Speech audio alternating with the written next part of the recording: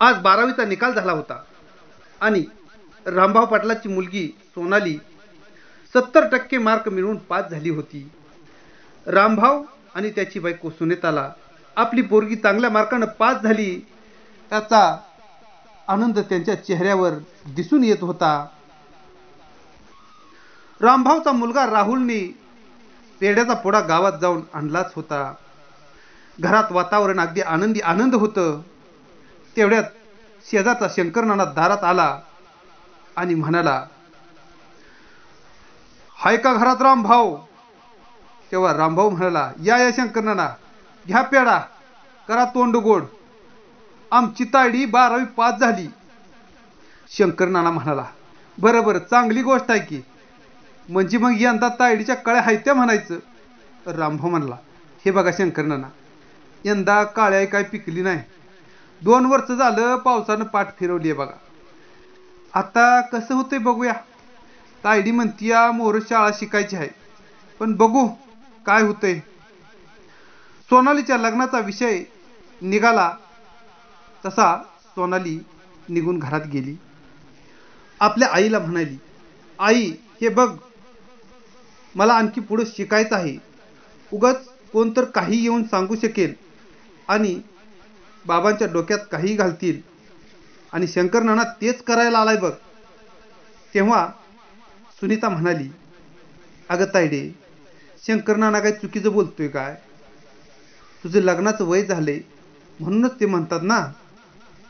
तेव्हा सोनू म्हणाली, आई हे बघ, मला माझ्या स्वतःच्या पायावर उभं राहायचं आहे. आताच मला लग्न वगैरे काही करायचं नाहीये.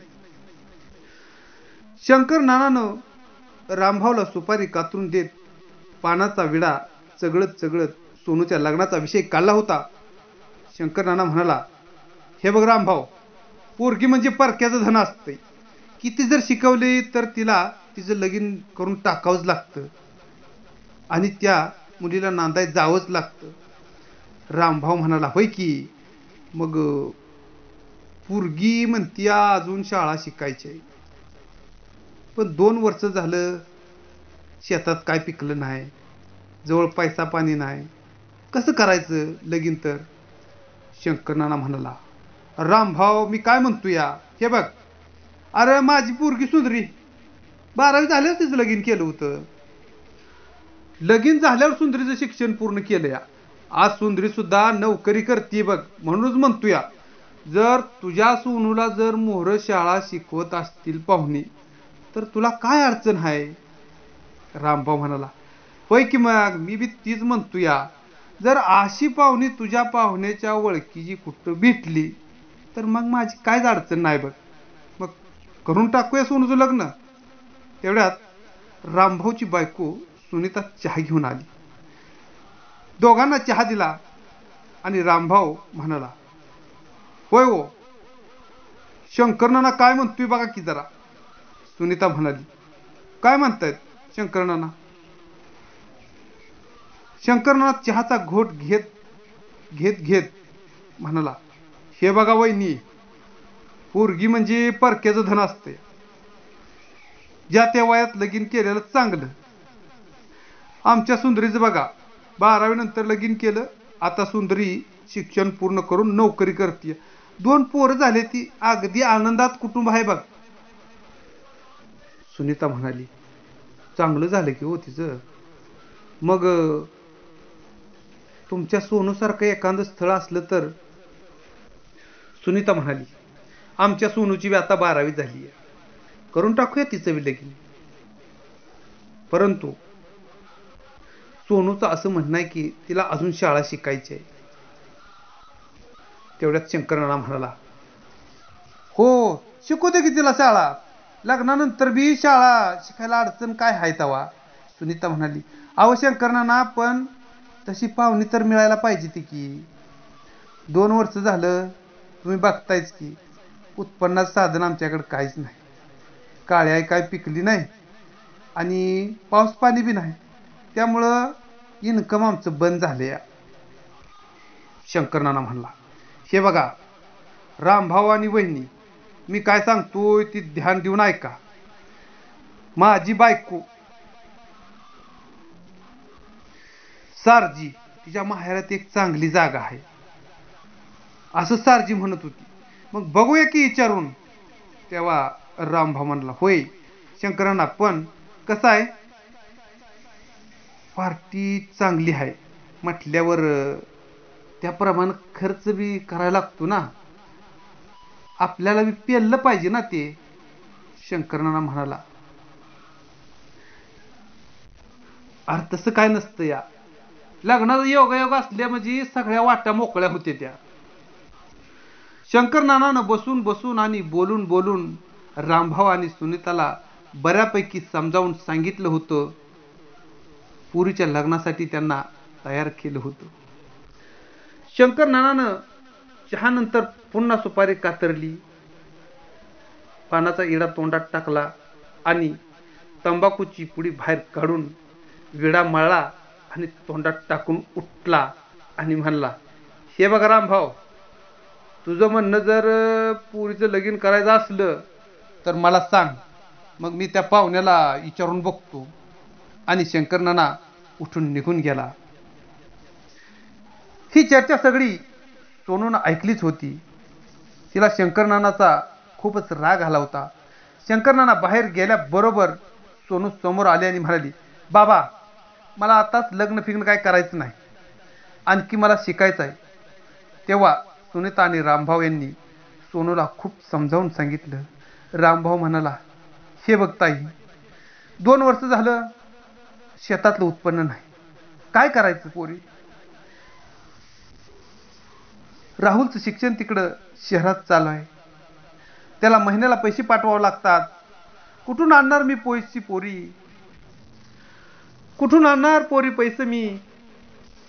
आताच जर तुझं लग्न झालं आणि पाहुण्यांनी तुला शाळा शिकवायचं असं ठरलं तर तुला लगीन करायला काय अडचण आहे पोरी. माझ्या ज्या नाता तुला शाळा शिकवणं होत नाही पोरी. हे बघ, शिक्षण पूर्ण झाल्याशिवाय लग्न करायचं नाही, ही तुझं म्हणणं आहे, बरोबर आहे, पण परिस्थितीमुळे काही चालत नाही पोरी. बापाचे हे शब्द ऐकल्यानंतर पोरीच्या मनाचा विचार बदलला. शिक्षण पूर्ण झाल्याशिवाय लग्न करायचं नाही ही शपथ घेतलेली पोरगी आज मात्र नाईलाजास्तव लग्न करायला तयार झाली होती. बापाचं बजेट कोलमडू नये म्हणून सोनूनं आज लग्न करायचा निर्णय घेतला होता आणि ती लग्नाला तयार झाली होती. इकडे शंकरनाना आपल्या घरी गेला होता. शंकरनानाच्या सासूरवाडीची पाहुणे मंडळी असल्यामुळं शंकरनानाला पुढारपण आलं होतं. तो आपल्या बायकोला सारजीला दुसऱ्याच दिवशी त्यानं आंबेवाडीला पाहुण्यांकडे निरोप घेऊन पाठवून दिलं. सारजा धर्माशेठच्या घरी गेली. पलंगावर धर्माशेठ बसलेला होता.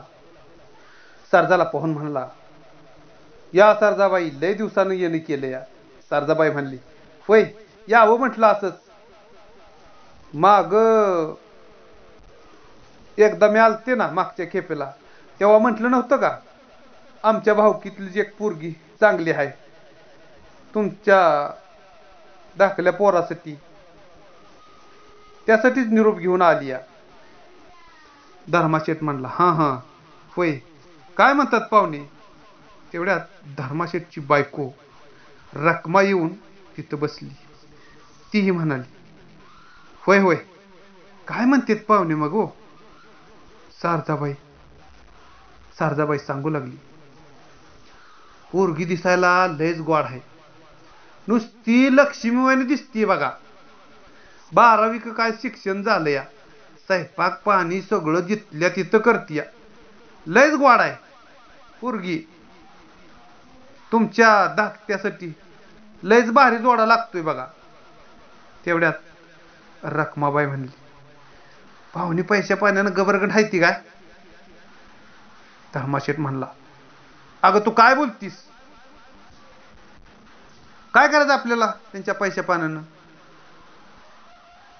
तेव्हा रखमा म्हणाली, मग काय भिकाऱ्याची करता का पोरगी. माझं पोरग काय नाटाबाटाच आहे काय, तेव्हा धर्माशेठ म्हणाला, तसं नव्हं, बघूया तर की आधी पोरगी, मग ठरवूया मोरचं काय करायचं ते. तेवढ्यात शारदा म्हणाली, हे बघा, पोरीचं म्हणणं आहे तिला मोहर शाळा शिकायची आहे, म्हणजे लगीन झाल्यावर तिला शाळा शिकून नोकरी करायची आहे. धर्माशेठची बायको रखमा म्हणाली, कशाला शाळा आणि फेळा, आमच्या घरी काय कमी आहे वय तवा दुसऱ्याच्या नोकऱ्या कराय. तेव्हा शारदा म्हणाली, अहो पण पोरीचं म्हणणं तसं आहे, मोहर शाळा शिकवत असली तरच लगीन करायचं म्हणती पोरगी. धर्माशेठ म्हणाला, बर शिकवू की, एकदा लगीन झालं म्हणजे बघू पुढं काय करायचं ती, पुन्हा अगोदर पोरगी तर बघूया, मग काय ते ठरवूया. शारदानं मुलीची सर्व माहिती सांगितलीच होती. धर्माशेठचा स्वभाव तसा चांगला होता, पण धर्माशेठची बायको रखमाबाई जरा फाटकळ तोंडाची होती. धर्माशेठ बोलायला लागलं की ती नेहमीच मधी मधी बोलत असे. मुलीची सर्व माहिती सांगून संध्याकाळी शारदाबाई आपल्या माहेरी निघून गेली. दुसऱ्या दिवशी शारदा आपल्या गावी आली. तिने झालेला सर्व प्रकार शंकरनाना सांगितला आणि शंकरनाना संध्याकाळीच हा निरोप घेऊन रामभाऊच्या घरी गेला. शारदाबाई म्हणत होती, अहो आता कशाला जाताय, संध्याकाळ झाली या, उद्या जावा की निरोप द्यायला. तेव्हा शंकरनाना म्हणाला, नग आताच जातो, उगाच चांगल्या कामाला उशीर कशाला.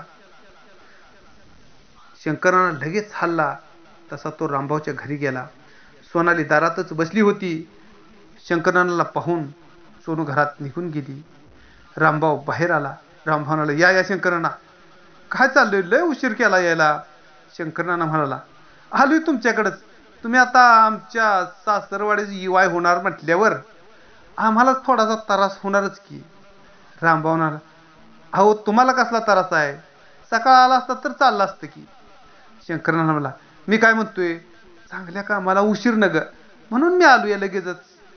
काय आज शारदा गेली होती माहेरी पाहुण्याकडं, सोनूसाठी पाहुणे बघाय, सोनूसाठी पाहुणे बघाय येतो म्हटले ती, म्हणून म्हटलं लगेच निरोप जाऊन सांगावा, म्हणून आलतो.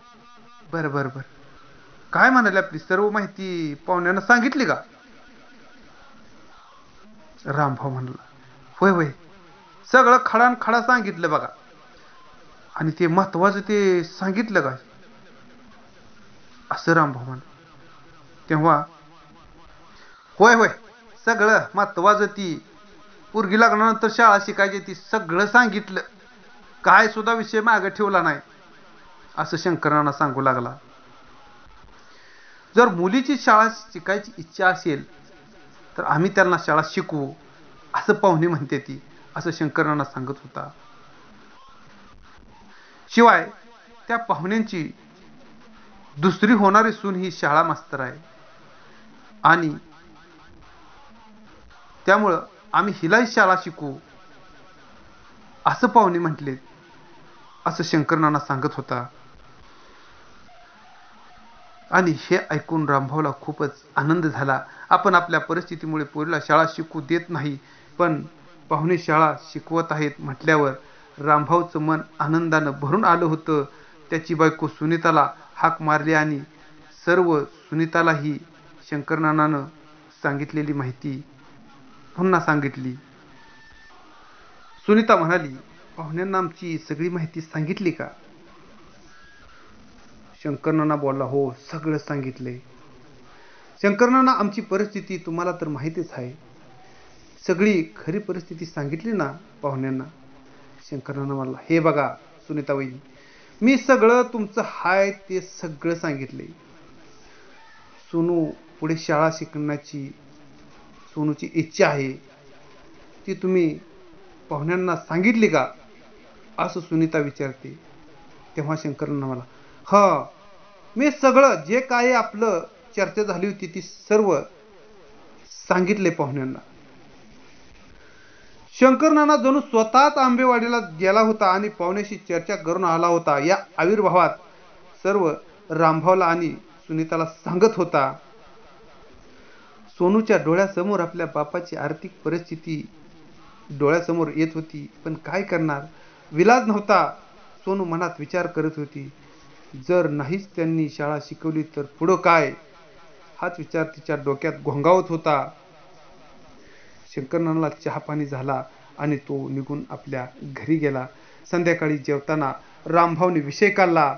राहुल, सोनू, रामभाऊ, सुनीता सगळे चर्चा करत होते. सुनीता सांगत होती आपल्या मनातल्या शंका, रामभाऊला विचारत होती. आता पाहुणे 4 दिवसांनी येणार म्हटल्यावर काहीतरी तयारी करावी लागणार, म्हणून याविषयी ही चर्चा चालू होती. दुसऱ्याच दिवशी शंकरनाना पाहुणे येणार हा निरोप घेऊन आला होता. मंगळवारी पाहुणे येणार आहेत असं तो सांगून गेला. मंगळवारचा दिवस उगवला होता. सकाळपासूनच रामभाऊच्या घरी पाहुणे येण्याची तयारी होती. 10-11च्या वेळेस पाहुण्यांची जीप आली होती. शंकरनाना आणि शारदाही सकाळी 8 वाजताच येऊन रामभाऊच्या घरी हजर झाले होते. पाहुणे आले होते. रामभाऊने पाहुण्यांना रामराम केला. शंकरनाना पुढे होऊन पाहुण्यांचं स्वागत करत होता. 2-3 बायका आणि 4-5 गडी माणसं एवढे पाहुणे आले होते. चहा पाणी झालं आणि मुलगी दाखवण्याचा कार्यक्रम चालू झाला होता. एका खोलीमध्ये एका पाटावर सोनूला बसवलं गेलं होतं. इतर बायका समोर बसल्या होत्या. नवरदेव खुर्चीवर बसला होता. बाकीची मंडळी खाटेवर बसली होती आणि मुलीला प्रश्न विचारत होते. शंकरनाना म्हणाला, विचारा पाहुणं, काय प्रश्न असतील तर विचारा. मग पाहुण्यामधील एक जाणतं व्यक्तिमत्व आपानाना पुढे झाला आणि म्हणाला, काय नाव आहे मुली तुझं? तिनं सांगितलं, माझं नाव सोनाली.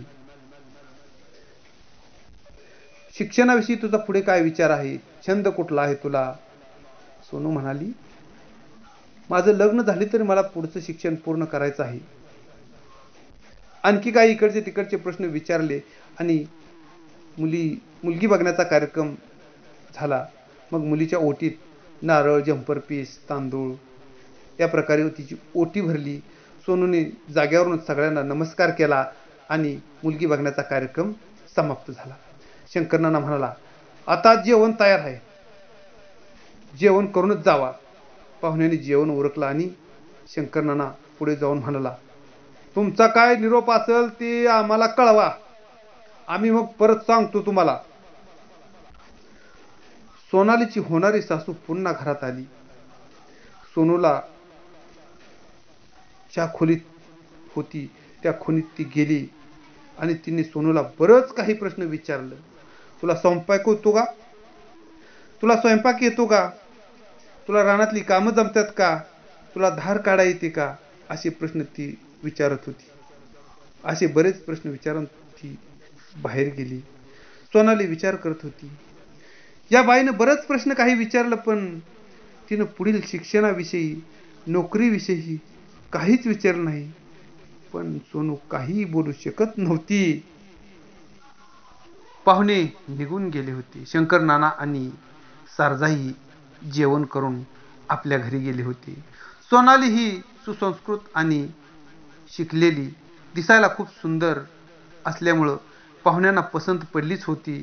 दुसऱ्याच दिवशी शंकरनानाजवळ पाहुण्यांचा निरोप आला.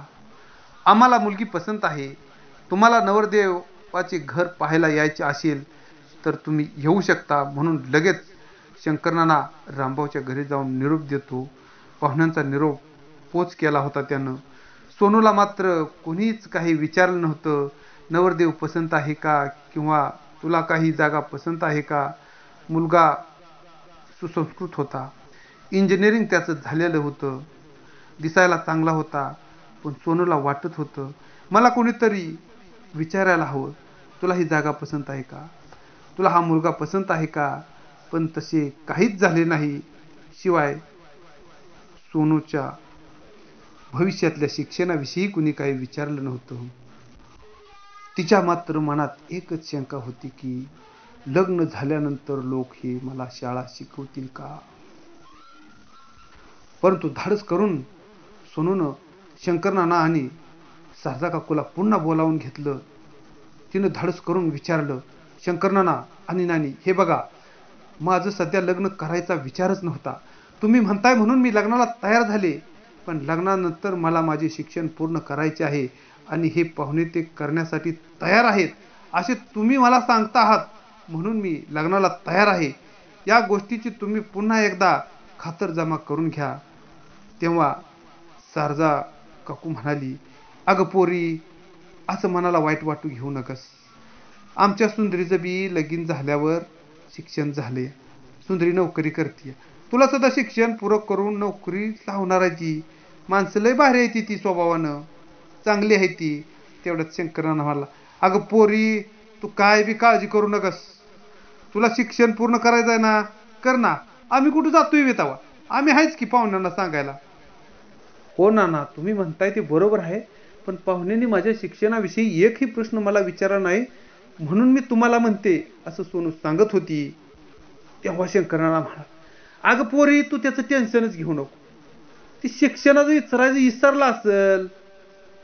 चालतंय, मी त्यांच्याशी बोलून घेतो आणि हा विषय इथंच संपतो. मग शंकरनाना रामभाऊला म्हणाला, मग आता कधी जायचं मुलाचं घर बघायला. रामभाऊ आणि सुनीता म्हणाले, आम्ही तुम्हाला उद्या सांगतो कधी जायचं आहे ते. आणि आता जायचं म्हणल्यावर भावकीतील 4 माणसं न्यायलाच लागतील हो. उद्या सांगा म्हणून शंकरनाना निघून गेला. संध्याकाळी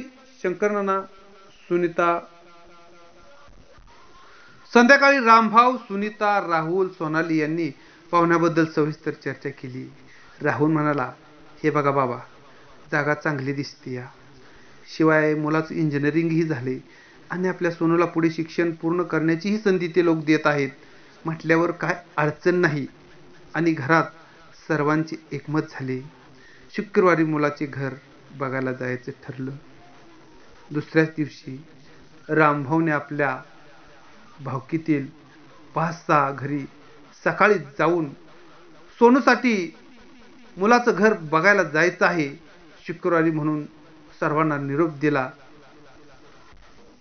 रामभाऊचं घराणं हे पाटलाचं असल्यामुळं रामभाऊला खूपच भावकी होती.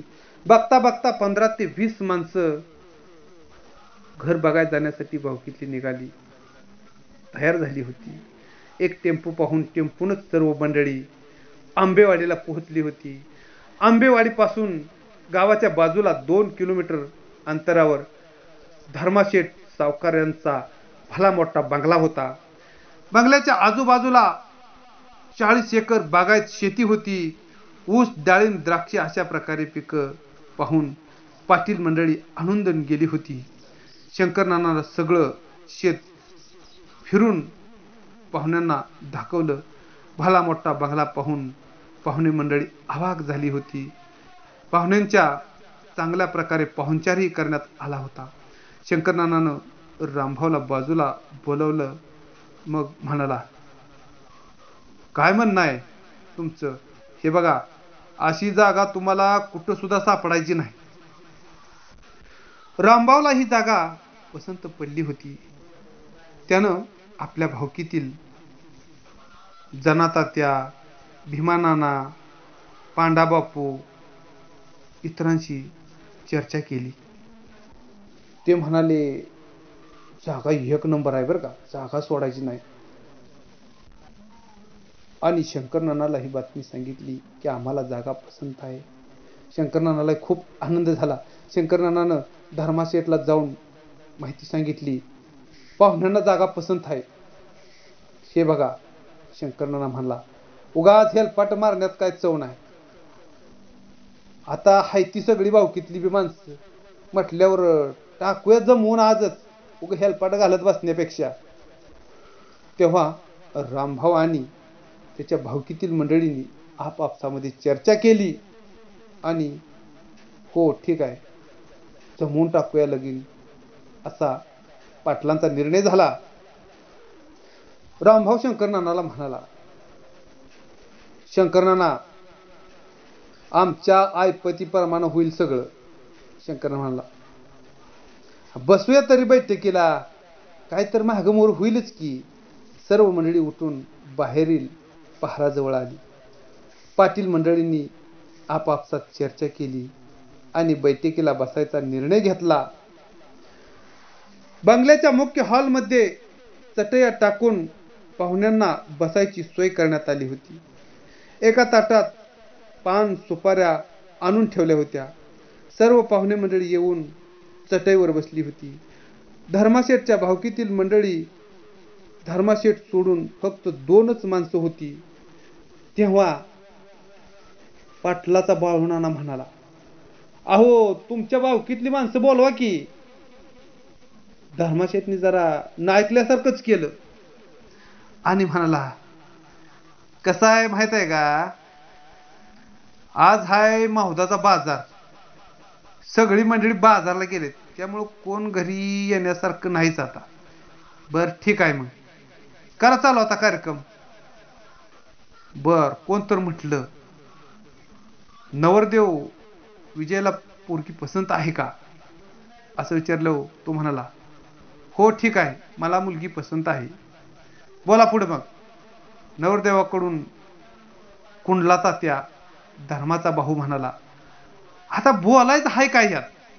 हे बघा, थोरला मुलगा आजीचं लगीन परवाच जमले, त्याला जेवढं दिलंय तेवढं द्या आणि फोडा सुपारी, उगाच येळ घालवाय न ग. तेव्हा पाटलाचा बाळूनाना म्हणला, कसं बोलताय तुम्ही ही.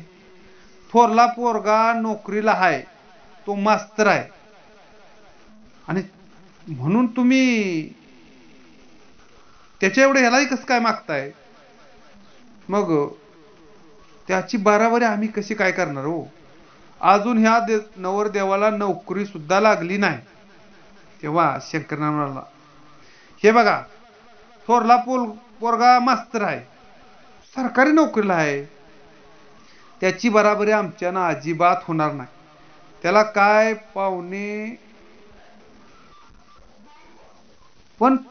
पाहुणे देणार आहे ते तर आम्हाला कळू द्या, म्हणजे आम्हाला बोलायचं तर सरळ होईल. कुंडला तात्या म्हणाला, हे बघा, थोरल्यासाठी असं ठरलंय, 51 तोळ सोनं आणि 2 लाख रुपये हुंडा, आणि रीतरिवाज पाहुण्याच्या मनानच करायचा आहे. 51 तोळे सोने हे शब्द ऐकताच रामभाऊच्या पायाखालची जमीनच सरकली होती. 2 लाख रुपये हुंडा हे रामभाऊने शब्द ऐकली आणि त्याला घेरे आल्यासारखं झालं होतं. रामभाऊ म्हणाला, हे असं म्हटल्यावर आमच्या मेळात बसत नाही, जरा हिसाबात बोला. तेव्हा धर्माशेठचा दुसरा भाऊ जेल्या बापू म्हणाला, या पोराला अजून नोकरी नाही, पण लागेल की आज ना उद्या बघा. मग असं करा, 25 तोळ सोनं आणि 1 लाख रुपये हुंडा द्या. आता उगाच बोलू नका आणि उगा काड्या चापचत बसू नका. एकमेकात आपापसात हे बोलत होते. शंकरनाना रामभाऊला बोलवून बाहेर घेतलं आणि म्हणाला, रामभाऊ हे बघ, जागा चांगला आहे, सोडून जमायचं नाही, उगाच थोड्यासाठी आडीयड घेऊ नकस.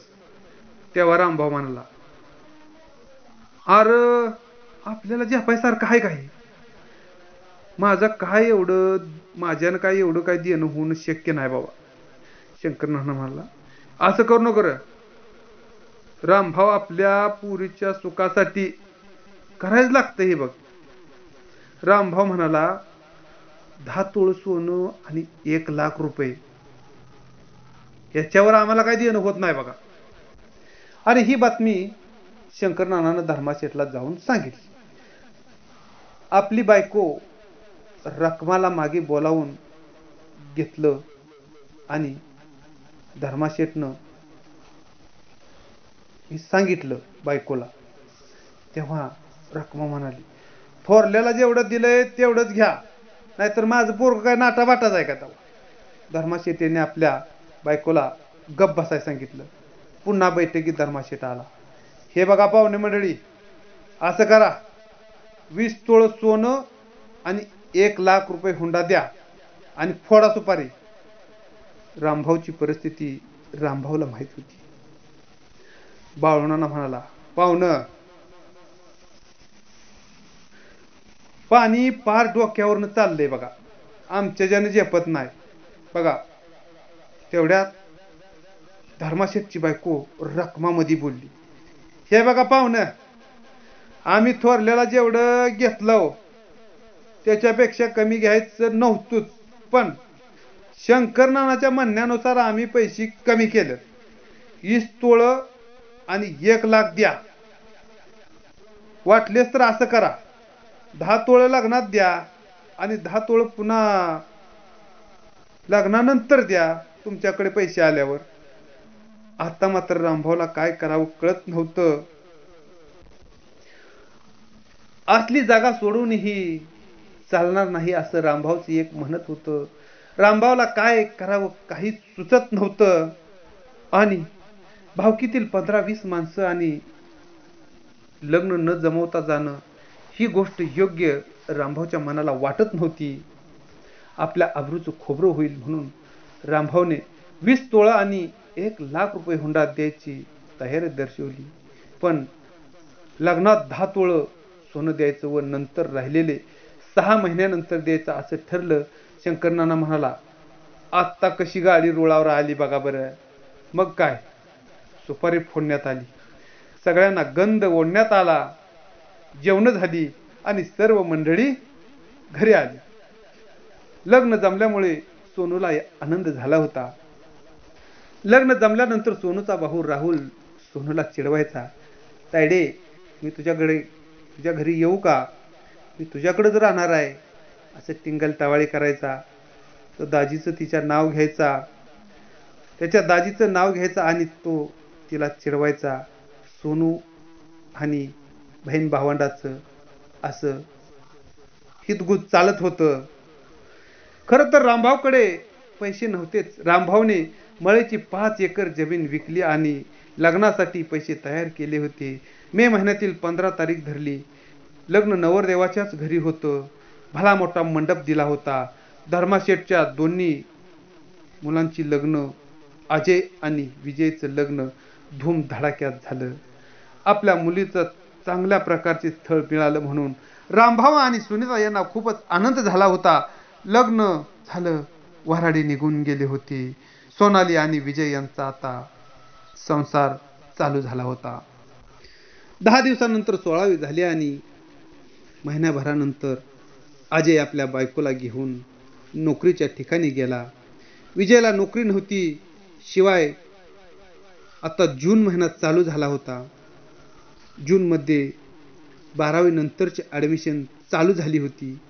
पुढच्या शिक्षणाचं विजय काहीच बोलत नव्हता.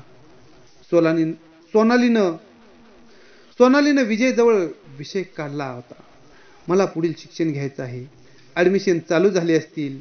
विजय गप्प बसायचा. सासू रखमाबाई जवळ एके दिवशी सोनूने विषय काढला तेव्हा रखमाबाई म्हणाली, अगं झालेलं शिक्षण पुरं झालं की घरची शेती कोण बघायचं आहे? थोरला गेला बायकोला घेऊन, आता घरचं कोण बघायचं? आता तुम्ही दोघंच ही शेती बघा, आमच्यानं आता शेती होणार नाही. सोनूला काय करावं समजत नव्हतं. आपण पाहिलेल्या स्वप्नांचा चक्का चुराडा झाला होता. ती रडू लागली होती. रडलेल्या सोनूला पाहून रखमाबाई म्हणाली, अगं रडाय काय तुझी आई मेली की काय? उगाच भरल्या धरल्या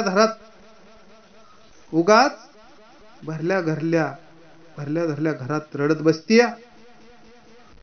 अशा प्रकारे 2-3 महिन्याचा काळ निघून गेला होता. रखमाबाई आणि सोनूचं अजिबात पटत नव्हतं. भांडी घासताना असेल, झाडून काढताना असेल, रखमाबाई सारखी टोचून सोनालीला बोलत होती. 4-5 महिन्यानंतर रामभाऊ आपल्या मुलीला भेटायला आला होता. तेव्हा त्यांना आपल्या सोनूजवळ तुझ्या शाळेचं काय झालं हा विषय काढला. सोनू आपल्या बाबाच्या गळ्यात पडून ओक्साबोक्शी रडू लागली. तिने आपल्या जावयाला विचारलं, जावई बापू, सोनूच्या पुढच्या शिक्षणाचं काय झालं? तेवढ्यात रखमाबाई तिथं आली आणि म्हणाली, हे बघा पाहुणं, शाळा शिकून इथं शेती कुणी करायची? थोरला गेला आपल्या बायकोला घेऊन.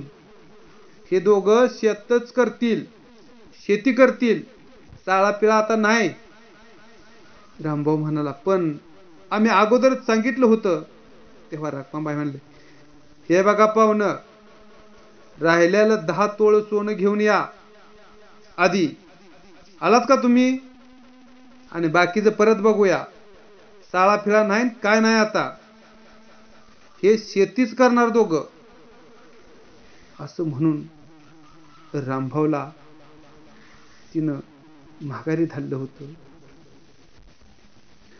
रखमाबाईचं म्हणणं कमी होतं की हे दोघं शेतीच करणार म्हणून आम्ही हुंडा कमी घेतलाय, असं तिचं म्हणणं होतं. रामभाऊला चक्कर आल्यासारखं झालं होतं. आपल्या पोरीनं बघितलेलं सपान आता भंगलं होतं. म्हणून तो बाहेर असणाऱ्या धर्माशेठकडे आला आणि त्यानं तो जाब विचारला, पाहुणं, पुरीच्या शिक्षणाचं पुढचं काय झालं? तेव्हा धर्माशेठ म्हणला, होय बरोबर आहे, पण काय गरज आहे आता शिक्षणाची, नोकरीची? मुलूकभर बागायत आहे, तस आमच्या घरातच बाहेरची लोक येऊन राबते ती. तेव्हा रामभाऊ म्हणाला, नाही, माझ्या पोरीचं शिकायचं म्हणणं होतं. तेव्हा धर्माशेठ म्हणला, तुमच्या पोरीचं शिकायचं म्हणणं आहे का? मग शिकवा जावा, न्या तिला तुमच्या घरी आणि शिकवा. काय शाळा शिकवायची ती? रामभाऊला काय कळावं, काही कळत नव्हतं. रामभाऊ तसाच आपल्या गावी आला. त्यानं शंकरनानाला गाठलं. त्याला तो जाब विचारू लागला, शंकरनाना, आपलं काय ठरलं होतं? पोरीचं शिक्षण पूर्ण करतील पाहुणे असं तुम्ही म्हणाला होता. शंकरनाना म्हणाला, होय की, मग उद्याच मी जातो आणि पाहुण्याला विचारतो नेमकं काय झालंय. शंकरनाना आंबेवाडीला गेला. धर्माशेठला विचारलं. तेव्हा धर्माशेठ म्हणाला,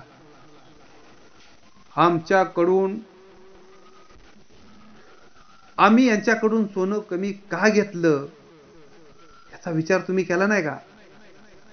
ही शाळा शिकणार नाही आणि ही शेतीतच काम करतील. एक गेला नोकरीवर, तो एकानं शेती बघायची, म्हणून आम्ही तुमच्याकडून सोनं कमी घेतलं होतं.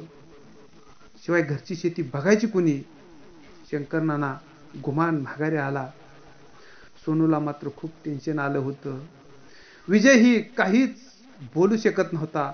तो गप्प असायचा. रखमाबाई आता सोनूला 10 तोळे सोनं घेऊन ये म्हणून किरकिर करत होती. एके दिवशी विजय सोनूला घेऊन गावात चालला होता. साडी नेसून सोनू आणि विजय गाडीवर जाणार होती. सोनू मोटरसायकल जवळ गेली. तेवढ्यात रखमाबाई तिथं आली. कुठं निघालात रे? सोनू म्हणाली, गावात चाललोय. गुमान माघारी फिर. तुझ्या बानं सोनं अजून दिलं नाही आणि मोठं वर तोंड करून निघाली गावात म्हणून सांगते. तिला प्रत्येक ठिकाणी सासू नीट बोलत नव्हती. प्रत्येक गोष्टीत आडवं लागत होतं. सोनूला काय करावं कळत नव्हतं. सोनूला मधून मधून चिडवलंही जात होतं. तुझ्या बापाकडून 10 तोळ सोनं आण म्हणून रखमाबाई सारखी टोचून टोचून बोलत होती. या परिस्थितीत सोनूच्या मनामध्ये वेगळेच विचार येऊ लागले होते. आपलं जीवन काय, आपण ठरवलं होतं काय आणि आपलं झालं काय, ह्याच विचारात होती. तिला नको नको ते प्रश्न पडू लागले होते. आपल्याला मोठं घर पाहून दिलं, पण ते आपल्या मनाप्रमाणे एकही गोष्ट घडत नाही आणि आपल्या आई वडिलांचा सारखा होणारा उद्धार तिला सहन झाला नाही. असंच 5-6 महिन्याचा काळ निघून गेला होता. त्या दिवशी विजय घरी नव्हता. सासू रखमाबाई यांनी सोनालीशी जोरात भांडण काढलं होतं आणि सोनालीलाही राग सहन झाला नाही आणि ती घरात गेली आणि दरवाजा लावून घेतला.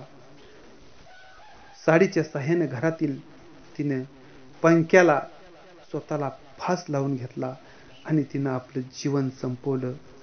दुपारी जेव्हा विजय घरी आला, पाहतो तर काय, दरवाजा बंद होता. सोनू दरवाजा उघड, सोनू दरवाजा उघड म्हणून तो ओरडला, पण आतून काहीच उत्तर येत नव्हतं. शेवटी त्यानं दरवाजा मोडून काढला तर काय, सोनू फॅनला लटकलेली होती आणि तो जोरदार ओरडू लागला. तो पटकन गेला, त्यानं पटकन सोनूला खाली घेतलं, पण तिच्यातील प्राण केव्हाच निघून गेले होते. सासरच्या जाचाला कंटाळून सोनूनं आपलं जीवन संपवलं होतं. बघता बघता ही बातमी गावभर पसरली होती आणि कोणीतरी ही बातमी रामभाऊला सांगितली. रामभाऊ आणि तेथील टेम्पो भरून माणसं भावकीतली आली होती. रामभाऊने हंबरडा फोडला होता. सुनीताचं तोंड बंद होत नव्हतं. अख्खं गाव हळहळत होतं. शंकर नाना आणि शारदा काकूही आले होते. आता मात्र रामभाऊचा पारा चालला होता. याच्यामुळंच माझ्या पोरीचं वाटोळं झालं म्हणून त्यानं शंकर नाना आणि शारदा यांना जोरात झोडपून काढलं होतं. बेदम त्यांना मारलं होतं. सोनूच्या माहेरची माणसं काही ऐकायला तयार नव्हती. पुन्हा गावातील सोनूच्या माहेरची बरीच 100-200 माणसं गोळा झाली होती आणि धर्माशेठच्या परिवाराला सगळ्या लोकांनी झोडपून काढलं होतं. धर्माशेठ, रखमाबाई, विजय यांना बेदम मारलं होतं. सोनूच्या माहेरचे लोक रागाने बेधुंद झाले होते. धर्माशेठच्या गावातील कोणीही बंगल्याकडे येण्यासाठी तयार नव्हतं. बंगल्यावर चाललेली मारामारी फक्त लोक लांबून बघत होते. सोनूचा अंतविधी त्यांनी बंगल्याच्या गेटच्या आत दारातच करायचं ठरवलं होतं आणि बंगल्याच्या दारातच चिता रचली गेली आणि सोनालीला त्याच बंगल्याच्या समोरच अग्नी दिला होता.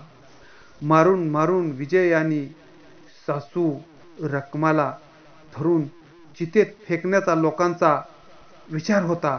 तेवढ्यात पोलीस गाडी आली आणि म्हणून पुढचा अनर्थ टळला होता. अख्ख्या गावातील कोणीही धर्माशेठच्या घरी यायला तयार नव्हतं. पोलिसांनी धर्माशेठ, विजय, रखमा यांना माणसाच्या तावडीतून सोडून घेऊन बेड्या ठोकल्या होत्या आणि गाडीत टाकलं होतं. सोनालीच्या चितेचा अग्नी आता जोरात भडकला होता आणि ही सर्व मंडळी आपल्या गावाकडे निघून गेली होती. पैशाच्या हव्यासापोटी एका निष्पाप मुलीचा हुंडाबळी गेला होता.